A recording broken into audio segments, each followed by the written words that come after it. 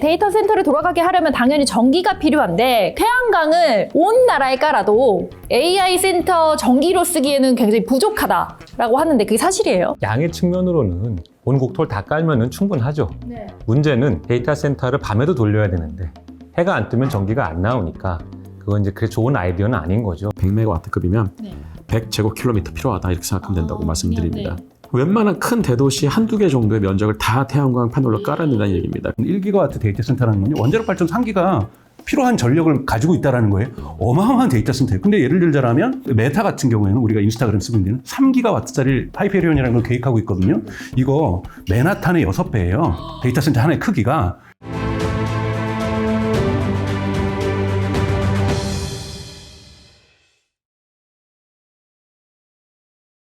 네, 여러분께서는 누구나 쉽게 이해하는 AI 생태계 입문 시리즈와 함께하고 계십니다. 저희가 AI에서 시작해서 반도체 그리고 데이터 센터까지 왔는데 데이터 센터를 돌아가게 하려면 당연히 전기가 필요한데 그래서 지금부터는 전기 이야기를 해보겠습니다. 태양광을 온 나라에 깔아도 AI 센터 전기로 쓰기에는 굉장히 부족하다라고 하는데 그게 사실이에요?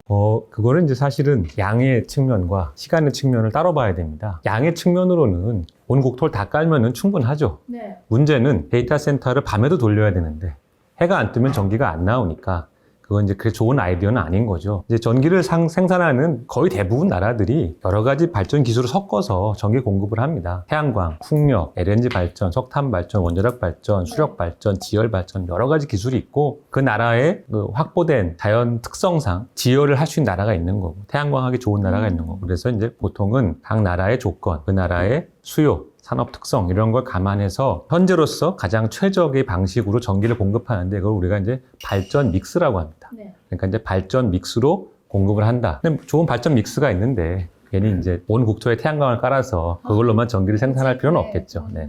다만 우리나라 같은 경우에는 에너지 요새 안보 이슈잖아요. 네. 그런데 이제 원자력이나 다른 기저 전원이 어느 정도 필요한 것은 맞는데 탄소 중립의 개념으로 본다 그러면 어쩔 수 없이 신재생의 비중을 높아질 수밖에 없고 우리나라의 발전 여건상 그나마 가장 가능성이 높은 게 태양광 발전. 그래서 이제 이미 이런 것들에 대해서 사람들이 계산을 어느 정도 한 게 있고 저는 학생들한테 항상 외우기 쉽게 얘기를 하는 게 100메가와트급이면 네. 100제곱킬로미터 필요하다 이렇게 생각하면 된다고 말씀드립니다. 네. 웬만한 큰 대도시 한두 개 정도의 면적을 다 태양광 패널로 깔아야 된다는 얘기입니다. 근데 아까 권 대표님 말씀하신 것처럼 그렇게 깐다고 해도 에너지 공급을 장담할 수 있는 건 아닌 게 네.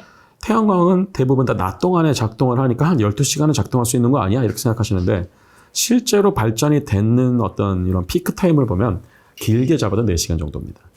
그래서 한 오전 한 10시부터 오후 한 2시, 뭐 한 11시부터 3시 이 정도까지고 뭐 나머지 시간대도 되긴 되는데 좀 출력이 떨어지죠. 그래서 그러면 4시간을 잡는다고 치면 20시간 어떻게 할 거냐는 거잖아요. 네. 그러니까 이제 방법은 두 가지입니다. 4시간에 해당할 것을 20시간만큼 더 하기 위해서 더 넓게 깐다든지 그럼 아까 100km가 아니고 500제곱킬로미터를 깔아야 된다는 얘기가 되죠. 근데 그렇게 하면은 반대로 얘기하면은 4시간 동안 쓸 게 갑자기 20시간만큼 쌓인 거잖아요. 네. 그러면 나머지 필요 없는 그 20시간어치의 분량은 어딘가에는 저장을 해둬야 된다는 얘기예요. 그래서 우리가 지금까지 계속 얘기가 나왔던 그런 배터리 기반의 ESS에다가 일단은 저장을 한다. 그래서 해가 지고 나서는 거기서 전력을 뽑아쓴다. 이런 개념으로 가는데 이게 기업용 서버 같은 데서는 이 얘기가 오케이가 됩니다. 근데 AI 데이터 센터는 아까 말씀드렸던 것처럼 워낙에 이 워크로드의 플럭추에이션이 있어서 배터리 기반의 ESS만으로는 이것도 약간 어렵다. 그래서 훨씬 더 좀 정교하고 더 좀 복합적인 ESS. 저희가 그래서 이거는 이제 BESS가 아니고 하이브리드 ESS라고 부릅니다. HESS. 그래서 단주기는 뭐 슈퍼카피스터가 담당하고 중간 주기는 배터리가 담당하고 좀 큰 주기는 뭐 퓨어셀이나 아니면 이런 히트펌프 같은 것들이 담당하게 하는 식으로 가는 거죠. 신재생 에너지 관련해서 저는 잘 모르지만 그러니까 신재생 에너지 쪽으로 가게 되면 뭔가 좀 분산형 에너지 시스템이 가능하다. 그러니까 지역에서 생산해서 지역에서 소비할 수 있는. 네. 제가 왜 이 말씀을 드리냐면 송전탑이 이제 굳이 필요 없게 될 수 있지 않겠는가. 네, 그래요? 왜 그러냐면요. 예전에 밀양 송전탑 때문에 갈등이 워낙 심해가지고 네. 이 송전탑과 송전로 지나가는 이쪽의 그 주민들의 반발이 이게 생각보다 엄청나게 심각하거든요. 그래서 좀 그런 부분에 대해서 저는 잘 모르지만 혹시 의견을 주실 수도 있지 않을까. 이제 전기라는 거는 굉장히 이제 우리가 좀 직관과 다른 특성이 있습니다. 첫 번째로는 우리나라 전체의 전력망은 한 덩어리입니다. 네. 그러니까 서울에서 사용하는 전기가 저 멀리 지방에서의 전기 사용에 영향을 미치고요. 반대도 적용됩니다. 이제 일례로 우리가 얘기를 하다가 지금은 아니겠지만 갑자기 불이 반짝할 수 있어요. 이 등불이. 그 이유 중에 하나는 저 멀리 지방에 제철소가 갑자기 전기로를 딱 스위치를 켜면 그럴 수 있어요. 아, 그럼 그게 영향이 서울까지 네. 온다는 거예요? 왜냐? 전기는 일단 빛의 속도로 움직이고요. 네. 이게 한 덩어리니까 한 덩어리를 움직인다는 거는 순간적으로 공급되는 전기와 사용되는 전기가 항상 일치를 해야 되고 그 일치라는 것이 이제 전압과 주파수로 결정이 됩니다. 근데 갑자기 사용량이 늘었다 줄었다 하면은 전압과 주파수가 흔들리고요. 이게 흔들리면은 가장 대표적인 게 이제 불이 깜빡거리는 겁니다. 그래서 이제 AI 데이터 센터가 만약에 많아지면 이 전기 공급하는 사람은 이게 악몽이에요. 왜냐하면은 우리가 이제 전기를 쓰는데 실시간으로 지금 전기가 얼마나 공급되고 뭐 발전기 뭐 돌아가니까 내가 지금은 전기 어떻게 써야 생각하면 아무도 없잖아요. 전력 산업은 사용자는 자기가 원할 때 전기를 쓰고 공급자가 알아서 맞춰준다라는 철학으로 100년 이상 형성이 돼 있습니다. 근데 이 전제 중에 그 사용자가 지켜야 될 도리가 하나 있었어요. 그게 뭐냐면 자주 껐다 켰다 하는 거는 조그만 것만 그렇게 하든지 아니면 엄청나게 많은 한 번에 대규모 전력을 사용하는 거면 자주 껐다 켰다 하면 안 돼요. 그래서 이제 그 대표적인 게 이제 제철소의 전기로라는 거거든요. 전기로 쇠를 고철 녹여서 쇠 만드는 거. 전기 엄청나게 많이 쓰는데 이거는 전력 당국에 미리 신고를 해야 돼요. 내가 몇 시에 켠다. 진짜요? 네, 끈다. 그러면서 그러면 아니 박사님 왜 평소에 내가 깜빡깜빡하는 걸 나는 못 느끼는데요? 왜냐하면 주로 새벽에 껐다 켜요. 네, 다 잘 때. 아, 그래서 오르는 거구나. 그래서. 아. 근데 AI 데이터 센터는 뭐냐? 이놈은 전기로 정도 혹은 그 이상의 뭐 100메가, 200메가, 300메가, 500메가 이렇게 큰 놈이 네. 수시로 껐다 켰다 하는 거, 수시로. 아, 그죠. 자기 특성 때문에. 네. 그러면 이제 우리가 논의하다가 계속 불이 깜빡깜빡 할 수 있어요. 제대로 준비를 안 해놓으면. 네. 그러니까 이렇게 막 사용 쪽에서 변화가 심한 전기가 이제 사용처가 생기면 전기 생산하는 측도 머리가 아파지고 여러 가지 이제 하이브리드 ESS부터 많은 준비가 필요한데 이거를 만약에 재생에너지로만 이걸 전기를 공급한다고 하면은 재생에너지는 또 기상 상태에 따라서 자기 마음대로 전기가 나오잖아요. 그러니까 이제 중간에 전기를 공급하는 사람은 옛날에 비해서 데이터 센터 때 머리 아픈데 이 재생에너지 때 머리가 아프니까 머리가 너무 아프겠죠. 그래서 이제 그 중간에 이런 것들을 좀 흡수해 줄 수 있는 필요할 때 전기 출력을 조절할 수 있는 발전기가 되게 중요합니다. 그가 가장 중요한 핵심 기술이 LNG 발전이에요. 그래서 LNG 발전은 대용량, 대출력도 가능하면서 현존하는 발전기 중에 큰 쌀 중에서는 가장 빨리 출력 조절을 할 수가 있거든요. 그런 의미에서 AI 데이터 센터가 많이 들어서고 재생에너지가 늘어나면 중간에 이걸 흡수할 수 있는 LNG 발전이 향후에도 상당히 중요하게 활용될 걸로 생각합니다. 근데 그 송전탑 하나 세우는데도 이제 10년이 걸린다고 하는데 그 AI 데이터 센터 전기는 어떻게 해야지 이렇게 빨리 공급이 돼요? 아니면 옆에 그 전기 만드는 발전소 같은 거 만들면 안 돼요? 이제 말씀하신 대로 사업자들은 발전소 세우는 걸 싫어해요. 왜냐하면 그건 자기 돈이 드는 문제도 있지만 발전소라는 자기 데이터 센터에 발전소 세웠는데 이 발전소도 항상 돌아간다는 보장이 없죠. 발전소가 고장날 수도 있고 유지 정비를 위해서 꺼야 된단 말이에요. 그럼 그 시간엔 전기를 어떻게 가져오느냐. 그러니까 발전소를 세워도 개통의 전기를 받아와요. 대부분. 그걸 하나도 아니고 2개, 3개 이렇게. 그러니까 이제 사업자들은 처음에는 전기 주시오 이러다가 전기를 줄 수는 있긴 있는데 뭐 한 10년 걸릴 거야 이러면은 나 사업하지 말라는 얘기가 이렇게 되잖아요. 그죠. 그래서 자기가 네. 이제 발전소 세우겠다. 네. 그런데 내가 발전소를 세워도 아까 말씀드린 그런 이유로 지역의 전기망에 영향을 주고 그 전력 비용이 높아지니까 이제 요즘 미국에서는 발전소를 세우는 건 당연하고 너가 지역 전기망에 영향을 줘가지고 지역 주민 요금이 높아지면 그것도 네가 책임져라. 이러고 있어요. 우리는 아직 거기까지는 안 왔지만 그런 미래가 다가오고 있다 생각이 됩니다. 또 하나 이제 여러분들이 아시면 좋은 것은 이제 영어로 이제 리드 타임이라고 얘기를 하거든요. 발전소가 허가를 받은 다음에 건설까지 다 해서 실제로 거기서 전력이 생산할 때까지 걸리는 시간. 네. 얼마나 걸려요? 그것이 이제 전력의 방법론마다 다른 겁니다. 가장 지금까지 이제 평균적으로 봤을 때는 솔라, 태양광이 1.8년에서 2년이고 LNG가 2년밖에 안 돼요. 나머지는 더 높고요. 가장 높은 건 당연히 원자력이겠죠. 원자력은 보통 6년 정도로 나오고 있는데요. 이제 문제는 여기에는 뭐가 없냐면 그 주민들과의 갈등 다 제외한 숫자의 기술적인 연수입니다. 근데 여러분 만약에 저도 SMR 좀 동의하거든요. SMR 필요하다고 저는 생각해요. 진심으로. 그렇다고 해서 우리가 여기 경의선 숲길에다가 SMR 깔고 목동 야구장 빼고 깔고 잠실 야구장 오래됐는데 외부로 이전하고 깔고 용산 기지도 무슨 아파트예요. SMR 지면 되는 거잖아요. 근데 가능할까요? 불가능하죠. 그 지역구 의원들은 저기 단식 투쟁할 거예요. 뭐 여기 뭐 삭발하고. 근데요, 인구 200명이 있는 곳도요, 반대합니다. 똑같이. 인구가 많아도 적어도. 전 세계에서 소송 없이, 법적 소송 없이 원자력 발전소를 지은 나라는 딱 두 곳이에요. 중국하고 러시아.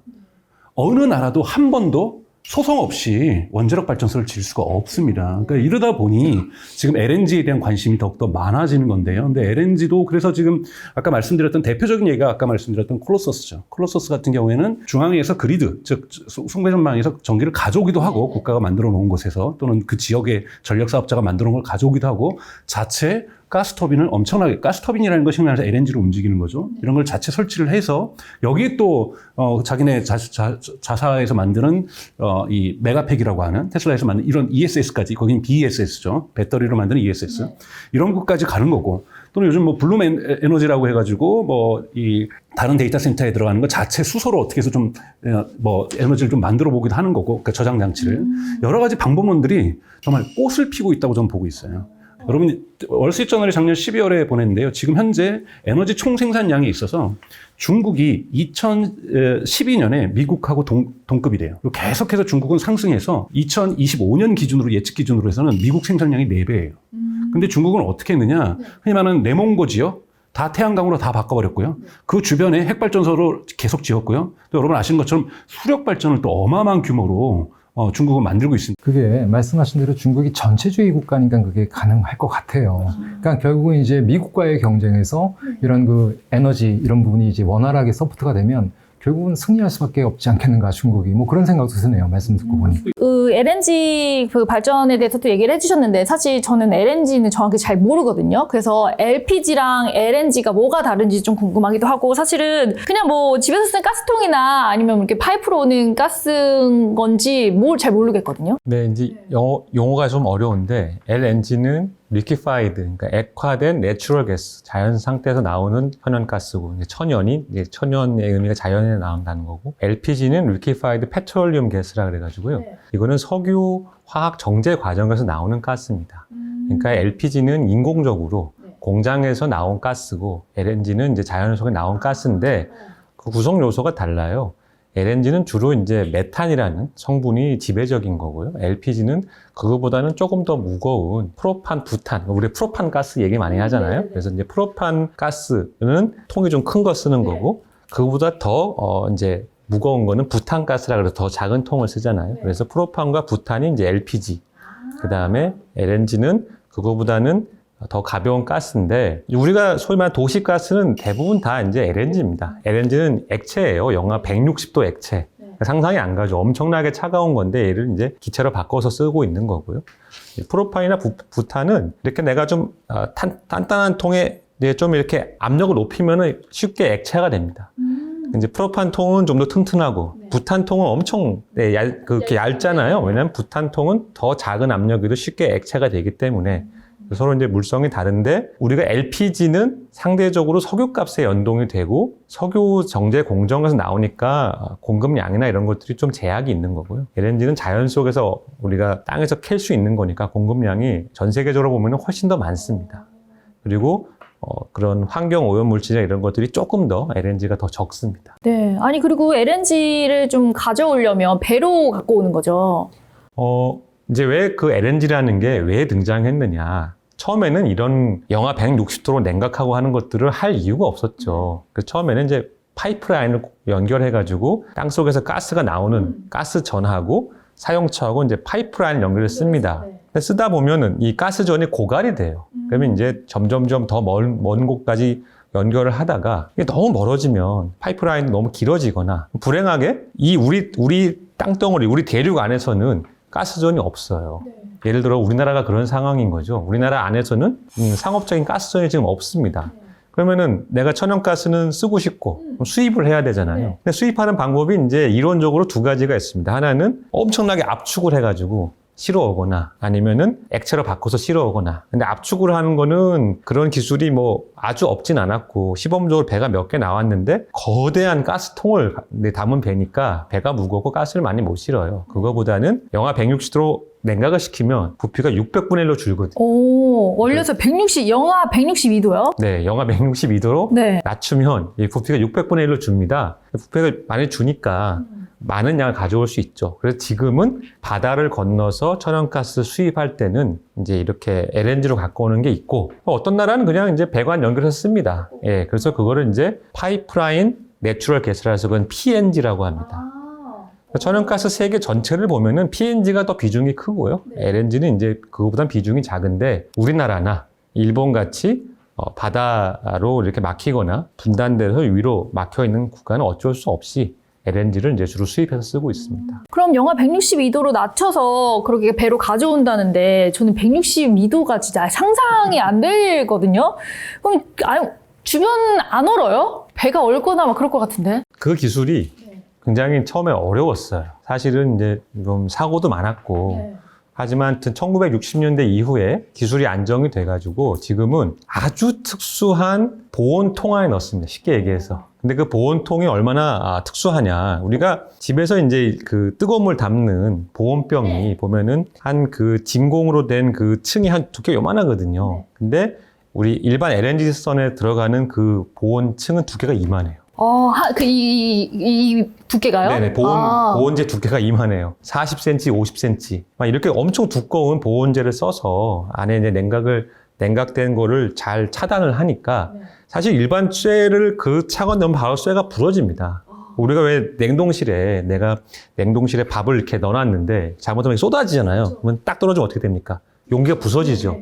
그걸 이제 브리틀해졌다고 합니다. 소재가 차가워가지고 잘 깨진다. 쇠도 그러거든요.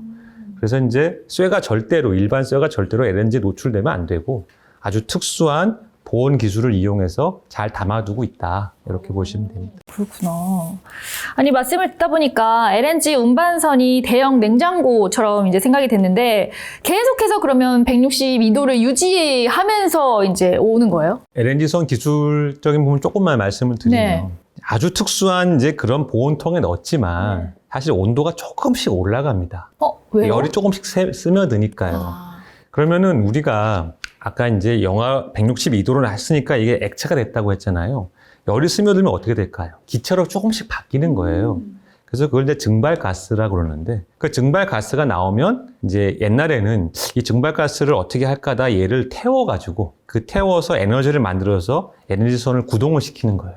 그러니까 LNG선은 특이하게 LNG를 싣고 다니지만 그 실은 LNG를 가지고 배를 운항하는 거예요. 네. 그래서 이제 머리가 좋은 거죠. 좋다. 근데 어떤 경우에는 이 배가 필요한 동력원보다도 더 증발가스가 많이 나오기도 하고 적게 나오기도 하니까 어떤 배는 다시 그 LNG를 특수한 냉장고 같은 걸 붙여가지고 다시 온도를 낮춰요.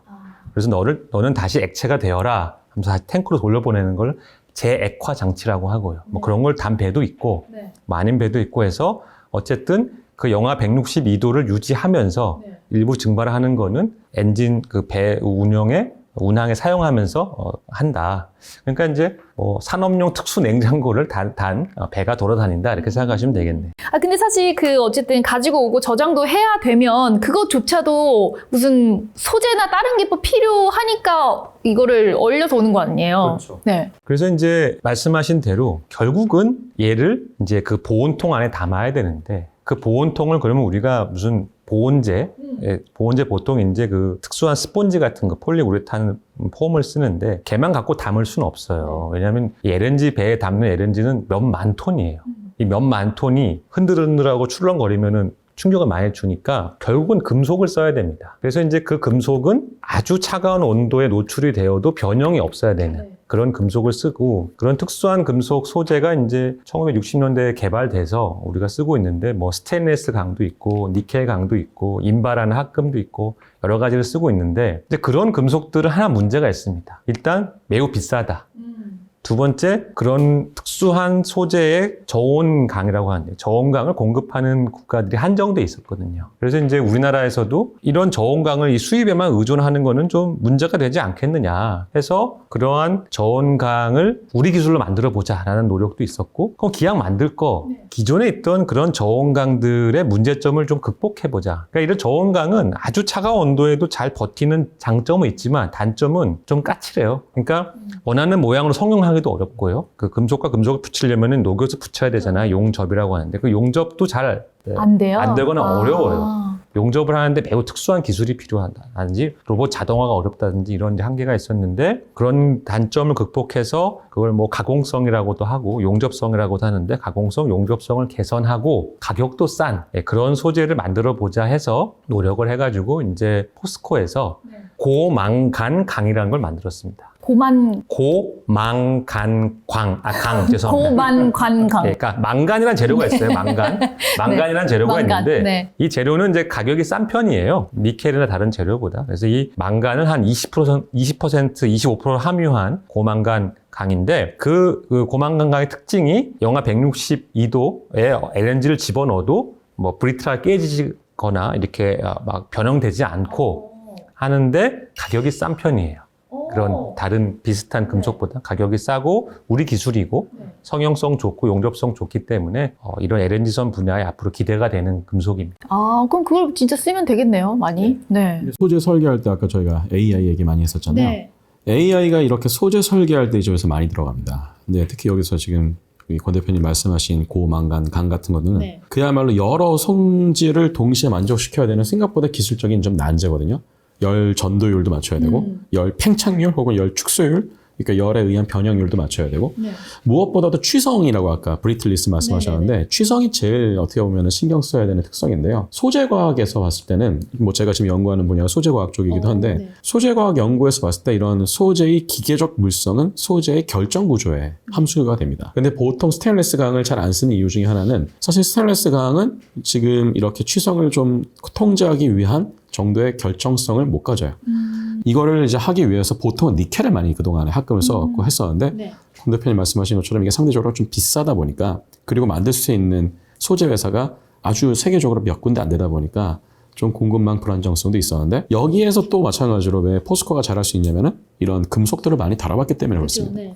특히 금속을 만들 때도 그냥 순수한 철뿐만 아니라 철을 기반으로 해서 여러 물성을 통제하기 위해서 이것저것 좀 첨가물을 많이 넣습니다. 탄소도 물론 제일 많이 넣고요. 최근에서 얘기하는 게 이런 망간, 뭐 크롬, 뭐 니켈 같은 이제 여러 금속들을 넣어서 결정 구조도 통제를 하고 열물성, 기계적 물성 이런 것들을 통제하는데, 이게 말은 쉬운데 뭐 하나를 높이면 뭐는 낮아지고 뭐를 또 높이면 뭐는 낮아지고 해서 동시에 만족시키기는 쉽지가 않고, 더 다 만족시켰더니 갑자기 엄청 비싸요. 그럼 못 쓰는 거예요. 사실은 그래서 여기에 AI가 들어오고 있다는 게 뭐냐면 AI가 지금까지 만들어졌던 이런 형태의 여러 물성들을 동시에 만족할 수 있는 소재들의 라이브러리를 다 학습을 합니다. 그리고 나서 내가 목표로 하는 어떤 목적 함수를 정하고 나서 이걸 만족시키기 위해서는 어떤 조성을 섞어야 되느냐. 아까 저희가 뭐 고망간 강이라고 그랬었는데 망간만 들어가는 건 아니거든요. 망간, 뭐 크롬, 철, 탄소, 심지어 실리콘, 알루미늄 이런 것까지 다 들어가요. 제가 알기로는 한 7, 8종 정도가 들어가는 걸로 알고 있는데 두 종류만 들어가도 벌써 변수가 하나죠. 세 종류가 들어가면 변수가 2개입니다. 그러니까 N종류가 들어가면 N-1개예요. 그러면 차원으로 따지면 N-1차원에 살고 있다는 거예요. 그럼 만약에 8개를 집어넣잖아요. 그럼 7차원 공간 내에서 이거를 최적화해야 됩니다. 어마어마한 계산량이 들어가는데 옛날 같았으면 좀 엄두가 안 났을 테고 좀 약간 노하우에 의존해서 했을 텐데 요즘에 AI가 들어와서 이게 훨씬 단축이 됐습니다. 계산 속도도 빨라지고. 그래서 반대로 얘기하면은 포스코를 포함한 우리나라의 제조 업체들은 앞으로 이러한 신소재를 개발하고 신제품을 개발하기 위해서라도 AI를 더 적극적으로 이용할 수밖에 없을 거고, 저희가 앞으로 이제 사업부에서 나누게 될 AX 혹은 피지컬 AI도 이런 어떻게 보면은 좋은 사례가 될 수 있다 볼 수 있겠죠. AI를 만약에 활용하게 되면 소재나 이런 그 철강 산업에 그만큼 진입 장벽이 낮아지는 거 아닌가요? 근데 또 굉장히 중요한 질문 하셨는데요. 이러한 모델링은 사실 이제는 학생들도 할 수 있어요. 심지어. 그런데 이걸 검증해 줄 수 있는 맨 엔드 단이 중요한데, 그 검증 데이터는 누가 가지고 있냐면 그걸 해봤던 기업들만 가지고 있습니다. 그래서 막 뭐 여러 학교나 연구소에서 우리가 이러한 거를 계산해 봤습니다. 그러면은 그래요? 실험 증거는 어디 있나요? 실험 증거는 포스코 같은 제철 회사에만 있는 거죠. 결국에는 어쨌든 AI가 하긴 하지만 결정은 다 인간이 다 하는 것처럼. 네, 그렇죠. 그럼 다시 전기 이야기로 좀 돌아가서 우리나라에는 AI 데이터 센터를 돌릴 수 있는 전기가 좀 충분한가 또 궁금하거든요. 현재는 충분합니다. 총량은 충분합니다. 네.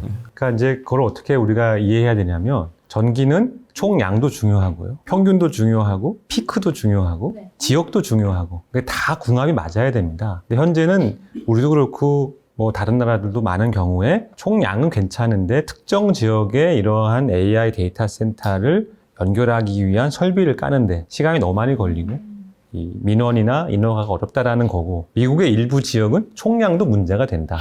총량이 문제가 되면은 전기를 많이 원하는데 공급이 안 된다는 얘기니까 가격이 올라가잖아요. 그러니까 이제 거기는 문제가 더 심한 거고 우리는 아직 거기까지는 안 왔다.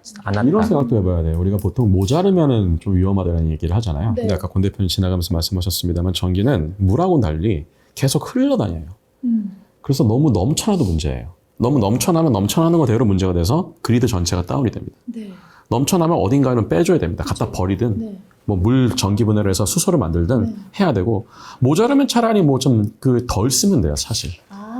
근데 오히려 넘쳐날 때가 문제예요. 그래서 넘쳐났을 때 이거를 보통은 예전에는 양수 발전이라고 해서 낮은 데 있는 물을 퍼올려가지고 높은 데다 가둬 놓고 필요할 때마다 다시 수력 발전을 했었죠.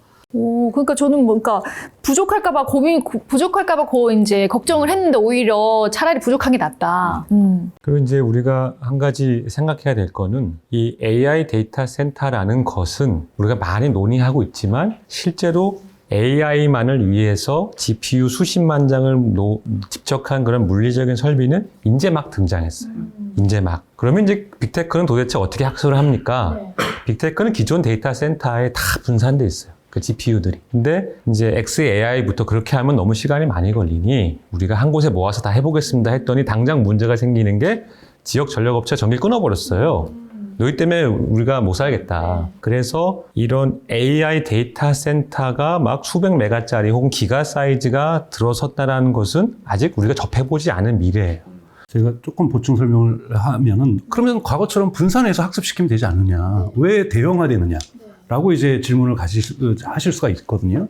대형화가 아직은 가설입니다만 보통 이제 코이런스라는 용어가 있어요. AI 모델을 합치는데 분산돼 있으면 그러니까 얘가 데이터를 여기서 학습을 하다가 뭔가를 바꿔버리면 모든 것이 일시에 바꿔줘야 돼. 거의 비슷한 시간에. 또 흔히 말하는 지연 시간도 발생하고 그러니까 가능하면 모여서 학습할수록 이 코헤런스, 이 일체감을 가지면서 데이터 학습을 하는 것들이 효율성이 증가한다는 가설을 갖고 있는 거죠. 그러다 보니까 지금 더욱더 모델들이 커지고 있거든요. 좋아지고 있다 보니까 더 대형 데이터 센터를 원하게 되는 거예요.